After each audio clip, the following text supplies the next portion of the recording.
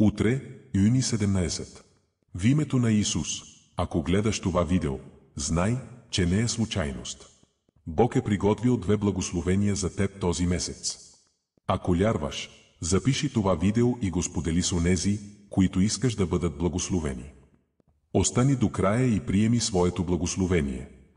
Първото благословение: зад болката ти се крие славата, която Бог е приготвил за теб.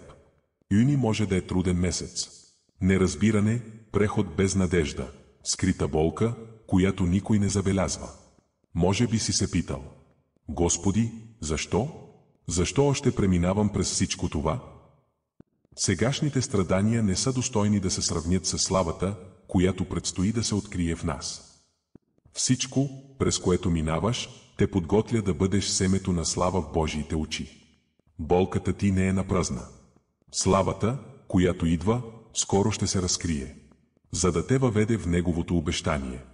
Онзи, който е започнал добро дело в теб, ще го довърши. Второто благословение: юни, месец на потенциал и благодат. Юни вече е тук. Той не е просто страница от календара, а нов изход и ново начало. Бог иска да превърне времето на изпитание в време на пробив.